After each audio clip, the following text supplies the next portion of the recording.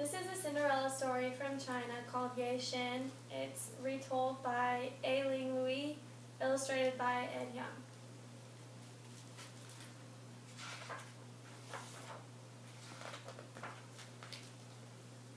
In the dim past, even before the Qin and the Han dynasties, there lived a cave chief of southern China by the name of Wu.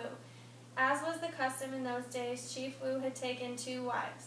Each wife, in her turn, had presented Wu with a baby daughter, but one of the wives sickened and died, and not too many days after that, Chief Wu took to his bed and died too. Yeh-Shen, the little orphan, grew to girlhood with in her stepmother's home. She was a bright child and lovely too, with skin as smooth as ivory and dark pools for eyes. Her stepmother was jealous of all this beauty and goodness, for her own daughter was not pretty at all. So in her displeasure, she gave poor Yeh-Shen the heaviest and most unpleasant chores. The only friend that Yeh-Shen had to her name was a fish she had caught and raised. It was a beautiful fish with golden eyes, and every day it would come out of the water to rest its head on the bank of the pond, waiting for Yeh-Shen to feed it. Stepmother gave Yeh-Shen little enough food for herself, but the orphan child always found something to share with her fish, which grew to enormous size. Somehow the stepmother heard of this. She was terribly angry to discover that Yeh-Shen had kept a secret from her. She hurried down to the pond, but she was unable to see the fish, for Yeh-Shen's pet wisely hid itself. The stepmother, however, was a crafty woman, and she soon thought of a plan. She walked home and called out, "Yeh-Shen, go and collect some firewood, but wait, the neighbors might see you. Leave your filthy coat here." The minute the girl was out of sight, her stepmother slipped on the coat and slipped the coat onto herself and went down again to the pond. This time the big fish saw Yeh-Shen's familiar jacket and heavied itself onto the bank, expecting to be fed. But the stepmother, having hidden a dagger in her sleeve, stabbed the fish, wrapped it in her garments, and took it home to cook for dinner. When Yeh-Shen came to the pond that evening, she found her pet had disappeared. Overcome with grief, the girl collapsed on the ground and dropped her tears into the still waters of the pond. "Ah, poor child," a voice said. Yeh-Shen sat up to find a very old man looking down at her. He wore the coarsest of clothes, and his hair flowed down over his shoulders. "Kind uncle, who may you be?" Yeh-Shen asked. "That is not important, my child. All you must know is that I have been sent to tell you of the wondrous powers of your fish." "My fish, but sir," the girl's eyes filled with tears, and she could not go on. The old man sighed and said, "Yes, my child, your fish is no longer alive, and I must tell you that your stepmother is once more the cause of your sorrow." Yeh-Shen gasped in horror, but the old man went on. "Let us not dwell on things that are past," he said, "for I have come bringing you a gift. Now you must listen carefully to this. The bones of your fish are filled with a powerful spirit. Whenever you are in serious need, you must kneel before them and let them know your heart's desire, but do not waste their gifts." Yeh-Shen wanted to ask the old sage many more questions, but he rose to the sky before she could utter another word. With a heavy heart, Yeh-Shen made her way to the dung heap to gather the remains of her friend. Time went by, and Yeh-Shen, who was often left alone, took comfort in speaking to the bones of her fish. When she was hungry, which happened quite often, Yeh-Shen asked the bones for food. In this way, Yeh-Shen managed to live from day to day, but she lived in dread that her stepmother would discover her secret and take even that away from her. So the time passed and spring came. Festival time was approaching. It was the busiest time of the year. Such cooking and cleaning and sewing there was to be done. Yeh-Shen had hardly a moment's rest. At the spring festival, young men and young women from the village hoped to meet and choose whom they would like to marry. How Yeh-Shen longed to go, but her stepmother had other plans. She hoped to find a husband for her own daughter, and did not want any man to see the beauteous Yeh-Shen first. When finally the holiday arrived, the stepmother and daughter dressed themselves in their finery and filled their baskets with sweet meats.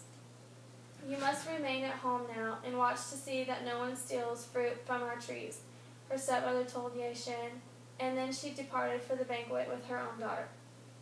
As soon as she was alone, Yeh-Shen went to speak to the bones of her fish. "Oh, dear friend," she said, kneeling before the precious bones, "I long to go to the festival, but I cannot show myself in these rags. Is there somewhere I could borrow some clothes that fit to wear to the feast?" At once she found herself dressed in a gown of azure blue with a cloak of kingfisher feathers draped around her shoulders. Best of all, on her tiny feet were the most beautiful slippers she had ever seen. They were woven of gold threads in a pattern like the scales of a fish, and the glistening soles were made of solid gold. There was a magic in the shoes, for they should have been quite heavy, yet when Yeh-Shen walked, her feet felt light as air. "Be sure you do not lose your golden shoes," said the spirit of the bones. Yeh-Shen promised to be careful. Delighted with her transformation, she bid a fond farewell to the bones of her fish as she slipped off to join in the merrymaking. That day Yeh-Shen turned many a head as she appeared at the feast. All around her people whispered, "Look at that beautiful girl. Who can she be?"